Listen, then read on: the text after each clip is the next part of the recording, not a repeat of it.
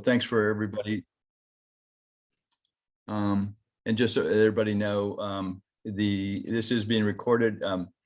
Rosie, who's our chief of staff at council, is set up the meeting, so we have that. We're going to sort of talk through a quick history of what this is, and then I'm going to ask Stasia, who's the brainchild and the passion of doing this. And when you talk to her, you'll probably hear her passion. So when we started this, Stasia had come to me about 3 months ago, and suggested a wildlife rehab. And when we started the process, we went to codes, and there wasn't any place in codes that would allow us to do that. So we went to zoning, and their recommendation was to do an agricultural rezone. To our big grin, right, Stasia? You're shaking like, yeah, that was a recommendation, but we went with that, and it met with a lot of concerns. And so literally, as Stasia had a meeting at her facility, or where she wants to propose her facility, we literally got message that morning that they would suggest an SP, a regulatory SP. And as we read it, it seemed to make all the sense, because in essence, you're keeping your RS40. You're just having a very unique set of circumstances where you're allowed to do one very unique thing. And that's, in her case, it's rehabbing wildlife. And in our neighborhood, I just feel like it, normally I don't look at zoning changes or anything unique like this, but when you look at the area around us, the wildlife, and just the trees, etc., it felt like the right thing that would work. And she has worked with the state. She's done a lot of backside research to do all the right things.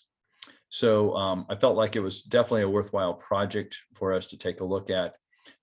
So just to be clear, it is a zoning change for SP regulatory. It would not change the the regulations or restrictions around a RS40, which is a residential 1 acre, 40,000 square feet. So we feel pretty good that it keeps the zoning pretty clean, and the area around it in similar fashion. So I'm going to start by letting Stasia sort of talk through what she would like to do. And then the goal of this is to get your comments, concerns. The zoning, the planning meeting is next Thursday on the 9th. And so I'd like to get any concerns or comments before that, before the planning meeting, just so that, number one, can we address those if there are concerns, and really be able to have a discussion before this comes to planning. So that's the process. It's really to get to know anything that positively or negatively you might feel about it, and then we'll take it from there. So Stasia, you got a lot of passion behind this. Her love of animals is evident. So go ahead and get started. Thank you, Thom. Thank you, everybody, for being here. I really appreciate it. I know it's dinner hour, and for you to hop on yet another Zoom call, it means a lot to me. Hi, Mom, and a lot of my friends who are here. So I'm Stasia.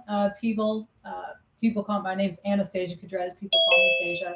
I have moved to Tennessee in 2001, and I've lived in Westmead since 2008. And again, thank you, Councilman Druffel, for facilitating this and helping me make this all happen. I'm deeply appreciative. So for anyone who has been hearing me talk about this, I'm proposing to open an existing 501(c) called Harmony Wildlife Rehabilitation Center, specifically for Westmead. And so today I'm gonna keep this really brief. I'll talk for maybe 10 minutes. And then I'm going to shift most of the focus to what the zoning change is going to be like, and then open it up for questions at the end, and see if we can hear your concerns and hopefully address all of them before our meeting next week. So I thought I would start with the big W's, some of them what, why, and who, and why do we need this, and who we are, and what is a regulatory SP. So for anybody who hasn't heard the presentation before, what exactly is a wildlife rehabilitation center? It's a temporary place for injured and orphaned wild animals to recover with the goal of release into the wild. It's not a zoo. It's not a public attraction. It's ideally a quiet place that nobody would even know is there, relatively free of human activity. Now, what kind of animals are we talking about when we say wild animals? Well, Tennessee classifies them into 5 different groups, and the majority of the animals that we would be able to help fall into class 2. And Tennessee code defines these as native species, except those listed in other classes. So some of the animals we can help include owls and hawks and raccoons and foxes and opossums and squirrels and songbirds and fawn and more. Now, there are some animals that fall into special classes, native classes. For example, white-tailed deer, they're actually class 4, but we would, with a special permit from TWRA, be permitted to rehabilitate them as well. So those are all the animals that we can help, but then perhaps even more interesting for the group is what are we not going to do? Because that's one of the questions that people have a lot. What are we not going to have up there? First of all, we can't have any class 1 animal, and that is an animal that is inherently dangerous to humans. So, and Tennessee code lists them all out. That also includes hybrids of those animals, incidentally. So if you were to look at mammals, we couldn't have any primates like gorillas or orangutans or gibbons. Not that we have them in Westmead anyway. We couldn't have wolves or bears or lions or tigers, or couldn't have elephants or rhinoceroses, reptiles, crocodiles, alligators. We can't have venomous snakes. So all of those animals that are dangerous, they can't be there. We also don't take domestic animals, so we can't help cats and dogs. We can't help exotics. And we also, in this one, we get a lot of, I've already had so many texts from people, we can't help adult deer. And that's it's a rule from the TWRA. And anyone who lives here in Westmead knows just how many deer we have around. We can help the fawn. So the way rehab works, well, okay, let me back up. There's no firm model for how a rehab works. My animal care director and partner and dear friend, Carol Burgess, will be running all of the animal care activities and operations at the facility. And she's been operating for more than 30 years in Tennessee and also in Texas. And what we'll do is we'll partner with a veterinarian. Veterinarian will make the initial assessment of the animal at the veterinarian's facilities, and then we will go and we will have a designated pickup time once a day to get the animals and bring them back to the rehab once they've been cleared for the veterinarian for rehabilitation and recovery. And that's the model that we're trying to replicate here in Westmead. You probably already know why we need this. And so these are just a few screenshots from next door, just from this year, where, you know, we've got fawn that fall into window wells and baby rabbits that are injured at baseball games and foxes that have sarcoptic mange and songbirds that fall out of nests. And so many of us have dogs, and, you know, my dog included, they try to grab anything that they can get, like this poor opossum or injured squirrels. And so those are the types of animals that we will be able to help. And most of you know me and Carol, so I will just give you a quick highlight. Carol, I've been friends with her since I moved to Tennessee. She's been rehabbing animals for more than 30 years. And I've been a volunteer at many rehabilitation centers since 2001. And I will be helping with the animal care and a lot of the operations and kind of doing stuff like this, just getting it up and going. We will be very carefully regulated and permitted by the TWRA and the U.S. Fish and Wildlife Services. One thing that's really important is that I think a lot of the concerns that people have, which we'll get to, about noise and smell and all those types of things, the Tennessee Wildlife Resources Agency is the permitting agency. We can't do this without their approval.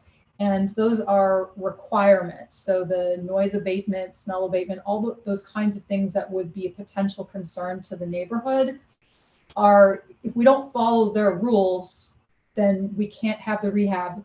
And so if you can hear it, then we're not doing our job right, and we won't be approved by TWRA. As another point, we're trying to keep the actual location. Most of you know me, so you know where I live, but my primary residence is immediately next door to this rehab. And so I'm sort of putting it out there that this is, I live on a very quiet street in Westmead. I want to keep it peaceful and quiet. And so I would never do anything that would impact the neighborhood and hurt our quality of life.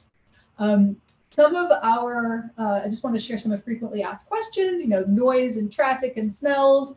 It's not going to be open to the public. Only volunteers who are approved to come, or people who have appointments, existing appointments, can come on site. It will not be loud. It's actually really set back very far from the street, deep in the woods, and all of the animals will primarily be kept inside this facility that you see here. It was an existing outbuilding, and I just built out some walls on the inside and cleaned it up. And now we're almost ready to have animals once assuming we can get all the approvals to go through. We have fan systems. We will be very small and clean. Animals, any animal, as anyone who has a pet out there knows, that animals can smell, but that's why we're going to be very clean about it and make sure that we are doing everything we can, have a fan system and a ventilation system put in as well. And this one was another interesting comment. Somebody asked me if there would be animals wandering around the property. And I thought, and if you've never been to a wildlife rehab, that actually, it struck me at the time. I kind of laughed, but that is a reasonable question. The short answer is no. None of these animals will be free to wander in Westmead or on this property. All of the animals will be contained. As an example, you can see in that picture, if we were to have a fawn, a young deer in here, the fawn would live inside a large dog kennel, the kind that you take on an airplane for a large dog. And then that enclosure would be inside the dog kennel, which would then be inside this locked garage, which would be behind a fence. So we have all these different layers of security and protection, so no one's going to hear it or see it or smell it, and that animal will not be wandering around freely. And so that's, most of you have kind of heard that before, and now this is what the sort of the meat of what Councilman Druffel wanted to talk about tonight, and that is about this specific plan zoning, SP zoning. As Councilman Druffel mentioned, there was a lot of concern about agricultural zoning. And again, this was never, I absolutely hated the fact that it created any kind of concern with the neighbors. That was never the goal. It was never the intention. We're just trying to find a way to open the rehab. And we were given this other path, which is a specific plan zoning. And I've been learning a little bit about it. So, and I did a lot of research on Nashville Metro's government website about what it is. And basically the official definition is it's a zoning district that provides flexibility to create developments that meet the goals and objectives of Nashville Next and are sensitive to the surrounding context. So what exactly is Nashville Next? Nashville Next is the general plan for the Metropolitan government of Nashville and Davidson County. And a general plan like Nashville Next is a tool that helps make these zoning and development decisions. It guides the physical development for the entire county and creates policies that guides how our city is hoping to grow for the next 25 years. So this SP needs to fit into Nashville Next. And now, one of the things that if you start digging into it, back to the SP, you'll read that it really focuses on development. The rules for an SP talks about design elements like height and size and setbacks and buffers and signage and materials. And these design changes that are put forth in an SP are supposed to be written into the zone change ordinance, which then becomes law. So a developer, for example, if I wanted to build a bunch of, a new apartment complex, I could go to the planning commission and say, here's what I want, here's what it's going to look like, and all these things. But the other thing that sort of drives this is there's another important document called the Community Character Manual. And wow, this is fun. It's like a high school report. And so the community character manual describes the standards by which those development and decisions are reviewed and future zoning changes are measured. And here's a quote that I pulled out. It says that the community character manual is used to thoughtfully encourage additional housing options in strategic locations, enhance the character of mixed-use centers and corridors, and preserve green spaces and environmentally sensitive features, end quote. And so that sort of sums this all up. That's the big factor that I believe makes this proposal unique, in that we're not developing anything.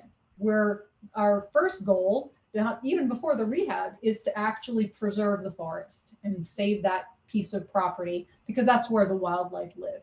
We're not developing any new structures. The proposal that we brought to the city was, here it is, and it's blank because we're not building anything.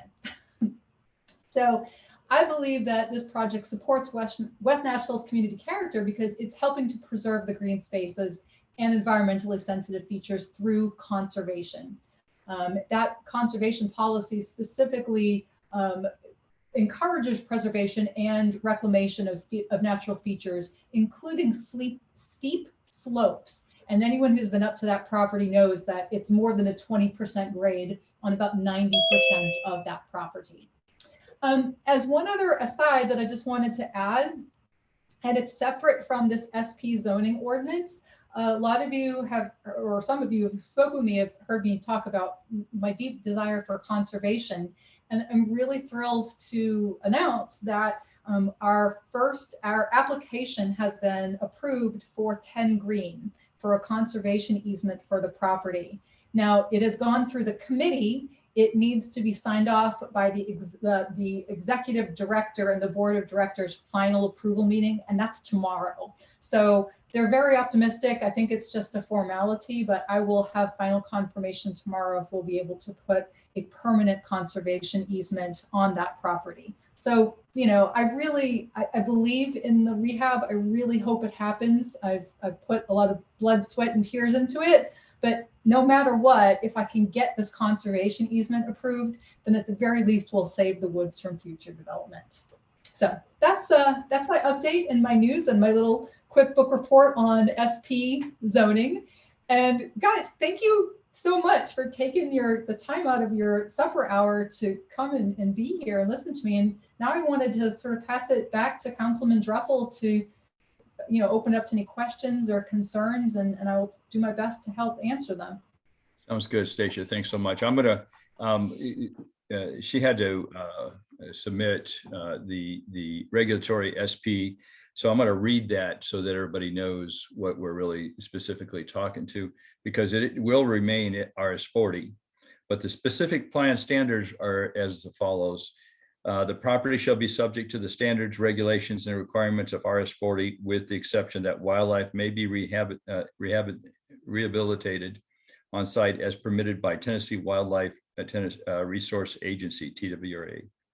To hold a TWRA permit, the rehab center must be a full compliance with Tennessee chapter rules and regulations of wildlife special provisions. The rehab center shall be based in the existing detached garage at the top of the driveway. Outdoor enclosures will be secured by fence out of sight of street and surrounding properties. So that's the specific language for this. You know, my feeling is that it was a very viable and consistent approach. It's something unique to our neighborhood, but as we're working on conservation and really working at Friends of Westmead Hills that Susan's working on, it seems to be consistent. And just a quick note, Mayor Hunt, I see you with us, and thanks for joining us. Mayor Hunt is Mayor of Belmead, and really appreciate his being on this call. What I'd like to do now is get surface questions. And then probably the best way to do this is through the chat feature. I can either that, or I can recognize you as you have a question. So if you'll type a question, if you feel uncomfortable or that doesn't work, some people don't know Zoom really well, let me know. Hey, Thom. Yeah, Stephen. Thom, could I ask us a question here? Absolutely. Go ahead. Yeah, it's Steve Wallach. I'm a neighbor of Stacia's right across the street inside the courtyard. Here's Yeah, my Steve. concern, and I don't think anybody, and I think everybody actually will stand by me. We have no problem with a sanctuary. We are all for the sanctuary. We thought it was a great idea from the beginning. What we have a problem is that we have to be guaranteed to know that they are not going to change the zoning from an SP to an AG. So my concern is if people don't go down to this meeting on, first of all, we don't know if it's December 8th now or December 9th, but whatever date it is, if we do not show up for that meeting, can they change the board? Can they change it from an SP and say, and that's the concern of the neighborhood. We do not want agricultural. No, Stephen, you broke up just a teeny bit. So hopefully I'm answering your question to the best of my ability.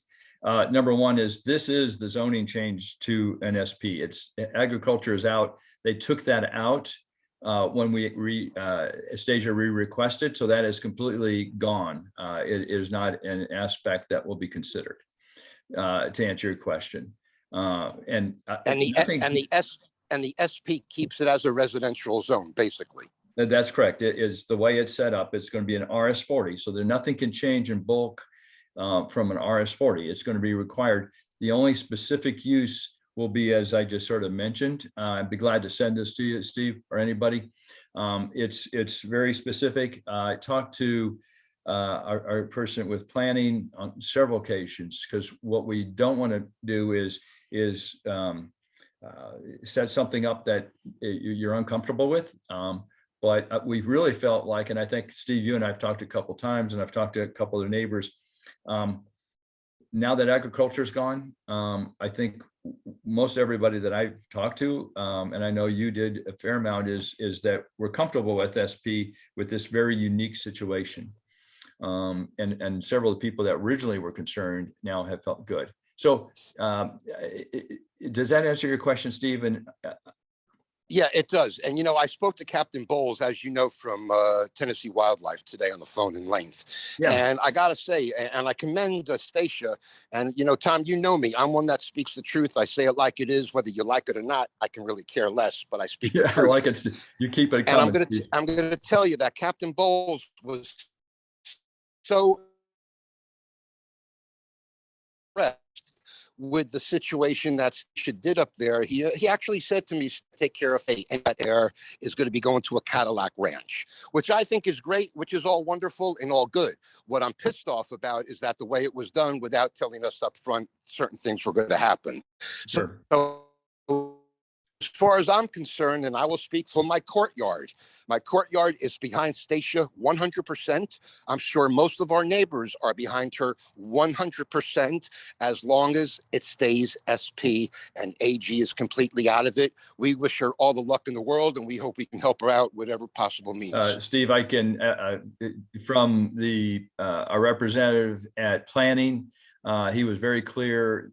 AG is completely gone. This is SP. It's a completely new, and it's everything I think we represented well. I kept sending him a note because I didn't want to take any chances that we're misrepresenting anything, but it was taken down when we took that off, and that's sort of why the sign sort of hung around a little bit. To be honest with you, Steve, is we're sort of following planning what we were supposed to do there, and then until they told us it was okay to move forward with that new.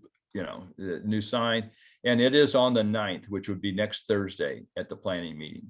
Okay, but Thom, my question is this: there's no possible way it can change. As you know, I'm out of country right now, and I'm calling this from my Zoom, from my mobile, but okay. I have booked a flight to come back just for this meeting, but I thought it was on the 8th. So if you're telling me it's on the 9th, I can't be there because I have to be in Florida on the 9th for another board meeting. I just want to make sure that they cannot change this from an SP to an AG, and AG is completely gone. No, this is this approval is for the SP only for this. Nothing can change. They took that completely away when she had to reapply and decline that and reapply. So I feel very comfortable telling you it's only this. Okay, so from my concern and everything, my concerns have been met. You know, I think I'm one of the oldest living there for over 42 years. I'll do anything for Westmead Estates to keep it as it is, as residential. So, Stacia, I wish you all the luck in the world. If you need help, just call Tracy and I. We'd be more than happy to help you out as long as it is what it is. Steve, it is. And thank you very much. And hope you're having fun down there. I'm going to try, but I'm still coming home because I got to come home to see my Okay, dog. well, Anyway, God bless everybody. Thank you, my neighbors. Y'all have done great. Y'all can continue it, but I'm out of here. Thank you. Take care of yourself now. Okay, I'm going to ask the next question. Where will this be located? It's from Michael George to everyone. What property are we talking about? Stacia, you want to detail that? So, hi, Michael, I'm Stacia. So this is sort of that catch-22 where at this point, where we, and I see my rehab partner Carol is on here too. It's sort of the thing with rehabs is that you want people to know you're there, but you also don't want everyone just coming there and dropping off animals. But we're at this stage where you're all my neighbors, and I want to show people who have any questions about the site. It's actually on Jocelyn Hollow Court, which is right off of, it's right off of near St. Henry's. And we're set back farther down the street in the wooded area. And I would be more than happy to, if you want to come up and see the site, I can share my email address or my phone number, and we can set up a time and then I can show you. It's on this home is on the court, and I live in the home that is immediately adjacent to it. And if there's an interest, maybe Stacia, I know you did this once before, but I think there was a lot of confusion. That's why I wanted to have this meeting with the agricultural aspect. There may be a value just to have like a quick 1 hour. So, because I would think some others might want to do this, but if you wanted to come up with something for just an hour, I'll throw anybody anytime. I mean, I'm Okay. up there working a lot. And one thing for anybody else who was on the call, I mean, I think you all know this. My original application was SP. They actually made me cross it out and write agricultural. So that was never a goal of ours. I mean, I hate that it created all this concern with the neighbors, because that was never actually a goal. So I'm so relieved that we don't have to do that anymore. Yeah, and I just so to validate that, Stacia and I were both told the same thing. So we don't know why. It was a mess. It would have kept things a lot simpler. So does that answer your question? Okay, Michael. Oh, well, it just seemed a little suspicious that the word went out to the community, the neighborhood, that we're having this planning meeting. And I don't know if you're my neighbor or not, because I don't know where it is. It's just suspicious that the location was not disclosed. I don't know. Yeah. I guess it has to be a matter of public record, right? When you submit an application. Yeah, no, it is absolutely public record.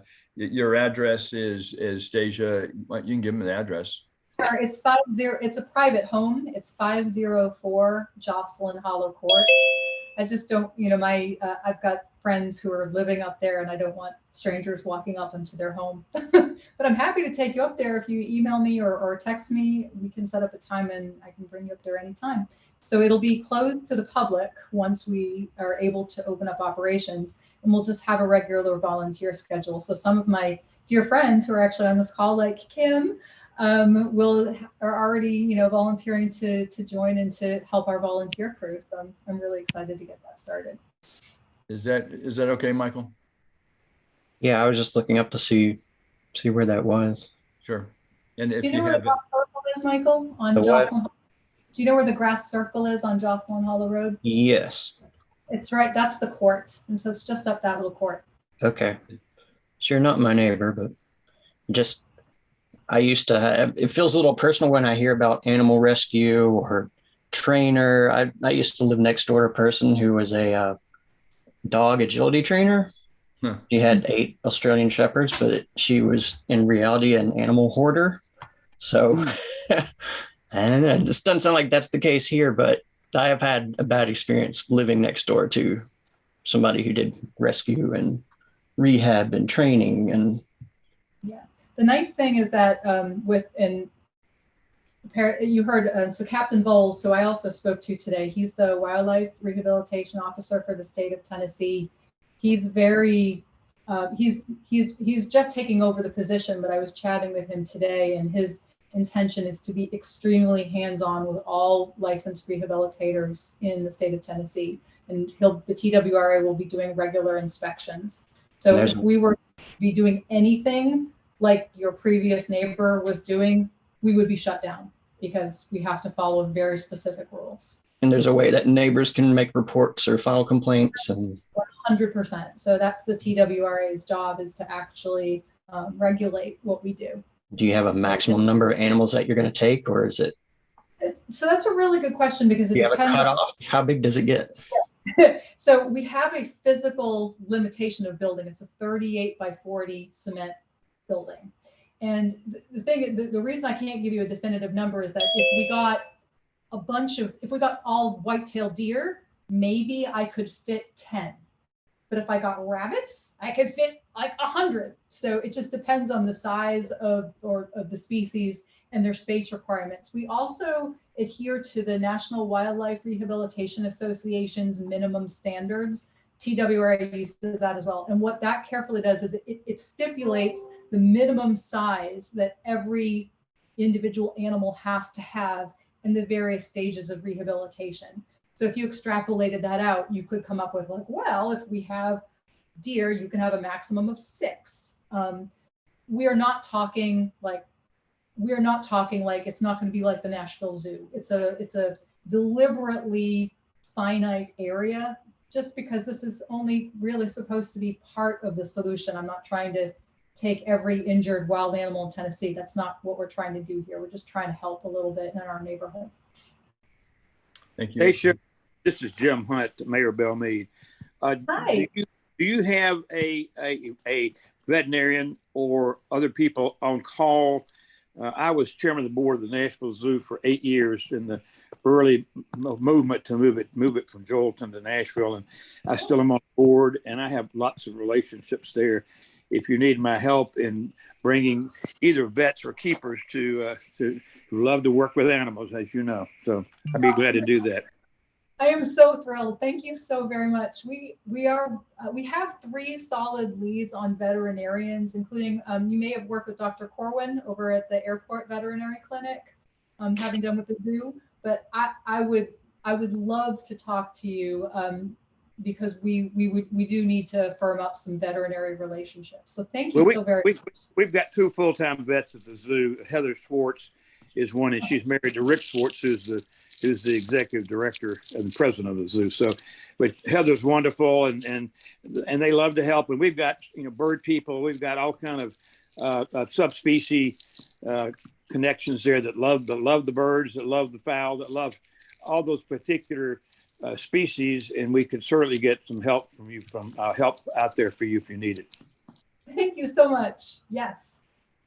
Thanks, Mayor. That's very good. I'm going to just go in as I got it. Susan Castles, if you need help at the Planning Commission, it would be good to be prepared to show up.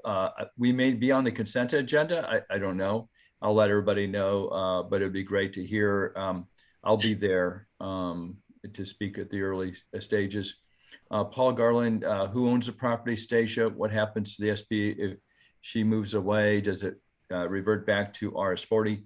Part of that, Paul, is it is still RS40.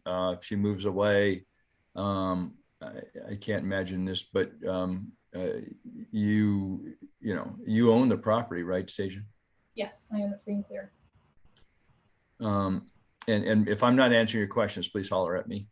The question is, if it's sold, does it lose that SP? My understanding is it does not lose the SP. So it can be used by someone else for some other purpose similar to that, but not exactly the same. No, it has to be exactly. That's why regulatory, as I understand, that we were very specific in the language. So someone would have to follow the TWA rules and permits, et cetera. It does have to be. It would be very, Paul, I don't think anybody could, unless they did the exact same thing and they follow the policies that she's following, which is a very narrow set of policies for wildlife rehab. you know, it's such a unique, unusual option. I don't think that would be an issue, but Stasia, I don't think you'll ever leave after this. So no, I'm probably stuck here forever. but it's a good question, Paul, because I asked that question too. So I think we're pretty comfortable. Nothing will change. And so Ashley, I love the idea, tucked away. We need such a place for our local wildlife. Thanks, Ashley. Paul, again, security is very important since animals carry unusual diseases. How do you handle that, Stasia? Such as can deer carry COVID, for example? So actually, and I was just chatting with Captain Bowles about this the other day. Coronaviruses are very, very common viruses. Deer, there have been cases not of COVID-19, but deer have been carrying coronaviruses for a long time. I think that in the past 20 years, though, they've only had, I think he said that they had 3, but none of those are the kind that are transmissible to humans. Taking a step back from that, though, so COVID-19 is not an issue that, fortunately, that we have to deal with animals, but there are lots of zoonoses. There are diseases that we do need to be very mindful. So part of that is putting in place really strict protocols, and that would be everything from, you know, protecting your physical self to the actual procedure of your cleanliness and how you're going to, the sets of rules, like there'll be no human food in where the animals are, and you have to like change your shoes. So that's one of the things that we're doing, and we're working with, Carol and I are working with the National Wildlife Rehabilitation Association to put together our policies, and TWRA as well. Another thing that we'll be looking at is that if we have any animals that are in that rabies vector species group, that our rehabilitators or anyone who's volunteering there will be required to get their rabies vaccinations in advance. So we are looking at all of the policies. We're also, I've also have insurance ready in the waiting. So I have specifically researched wildlife rehabilitation liability insurance. So I will have a policy in place for the facility and also for anyone who volunteers there. So yeah, and one thing, Paul, that I think Stacia touched on at first, but just as a reminder, the animals go to the veterinarian first. Yeah. So the vet, I mean, they're the ones that would probably figure this all out before it even gets to her facility. So, I mean, that's what vets do. So that, I think that it made me feel pretty comfortable to know that we're not just bringing, animals that might be able to spread disease there, that they're netted, or they're looked at clearly, and they're not sent there unless they're able to rehab. And one of the other nice things that Carol pointed out to me one time is that a rehabilitation actually protects the neighbors, because what will happen is if you have an injured animal and a small child sees it, they try to help and they pick up the animal, or they try to bring it into their house and put it in a fish tank and fix it. But if there's a place there's a rehab. So we do a few things. We can take that animal, but we can also be a resource for people, parents who have a question. Hey, we have this injured animal in our yard. What do we do? And then we can give the guidance that can help hopefully protect our community from contracting any of those potential zoonoses. And that veterinarian is the next line of defense on top of that. The other thing that, and I didn't mention this before, but another point, all the animals that we rehab are not going to be released here. And that's for a few reasons. And that I understand this is sort of a contentious point, because animals have territories in some cases. And wouldn't it be nice if you could put the animal back exactly where you found it? There's a few problems with that. One is that if you've been on the road, you see how many new homes trees are getting cut down, and giant homes are getting built where those trees were, and those trees were where the animals lived, where their dens were. And so a lot of cases we can't release the animal because the place where they lived is, a swimming pool now.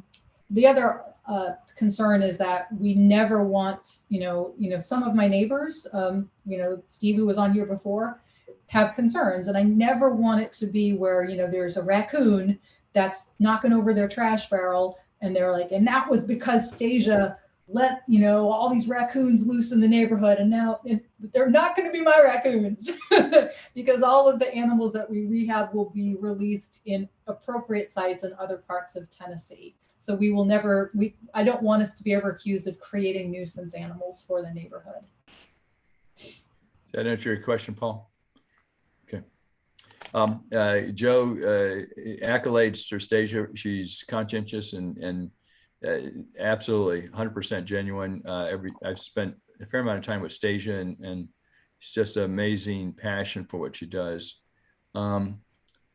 So to clear up, we can or not can bring injured animals to her. No, Paul, we just mentioned it. You bring it, you let her know, and they take her to the vet first. The vet makes sure it's okay. Once it's ready, they aren't the veterinarian office. They're just the rehab center. Correct. So they take care of after they're fixed from the veterinarian, if that's correct, Stasia. Correct. I do have one other question. Sure, Paul. By the new home-based business laws, then you're limited to the number of employees, and I believe it's 2. Does that apply to volunteers as well? Hadn't thought about that. I don't know if I saw this as a business. We actually looked at this as a possible, could you consider it a business, and it didn't fall within code's perspective as a business. So I don't know if she'll have more than 2 in terms of employees, but I don't know that.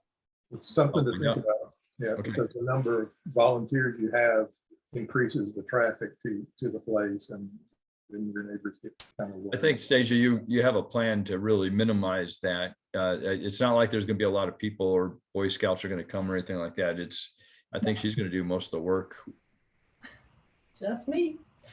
Now there are neighborhood parties that have more cars. So, and we won't have any street parking. People will be parking up on the driveway or my next door or the driveway next door. But I don't think we'll ever have more than a couple of people there at a time, and it'll be mostly me. And the last question I have, Rick, is from Rick Clark. Will you be able to get government funding because it's SP? No, I wish I would. Yeah, I keep hearing that about funding. There is no funding for this. So the Tennessee Wildlife Rehabilitation does not give us any funding. There's no federal funding available. Now you can certainly apply for grants independently, and I do plan to do that because right now this is all self-funded. This is just what I wanted to do with my life. At some point, once we get up and running, if people want to make donations, we'll be set up to do that as a 501c3. But no, there is not like the zoning change, or there's no money to be made in wildlife rehabilitation. It's something you do because you love the animals. Yeah, that's clear. Okay, that's all the questions I had. And again, I've been around Stasia for now 5 or 6 months. I think it's very genuine, sincere. If you have a concern that comes after this, if you could send me an email or Stasia, I think most of you have my email address, but if not, it's thom.druffel, druffel @nashville.gov. We'll go to planning next Thursday. I heard almost all the comments since we went to SP is very positive. I haven't really heard any concerns from anybody that I know of right now. So, but we'd like to clear up any concerns before we go to the planning. Again, we overall feel like it's the right thing in the right place, and it's a really cool thing that's going to happen in our neighborhood. So, please forward that to me. Congratulations and Stasia for getting us this far. But really appreciate your passion, and I'll see you at planning next week. And anybody that wants to come, more than welcome. And I'll get out something if it's on consent, so that I know some of you have great level of support. But if you want to go see it, send a note to Stasia, or if you don't have her number, Yeah, I can please.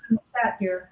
Yeah, you want to give your number, Stasia, so that if anybody has a question, they My can. number is 615-972-6467. I'll tell you right now, I'm terrible at voicemail. I'm much better at texting. Or you could email me at stasia@harmonywildlife.org. And I would be more than happy to set up a time to come and show you the site if you want to see it, if you haven't been up there yet. Good, Stasia. Thank you very much. Thanks to everybody for being on this. It's really very unique. I think this is one of the first I've ever considered that's a little, any developers or anybody that calls me, I usually tell them, sorry, don't waste my time. Stasia came up with this very unique, interesting idea, and I think I've loved it ever since. So thank you, and again, Stasia, thanks for everything, and appreciate everybody's comments if you haven't given it to us already. Okay.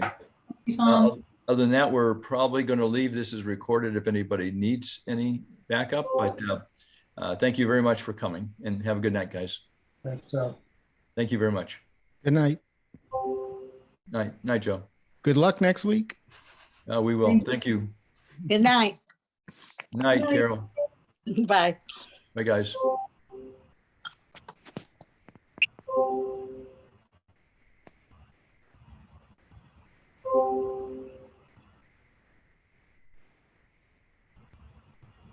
Thank you for coming, Susan.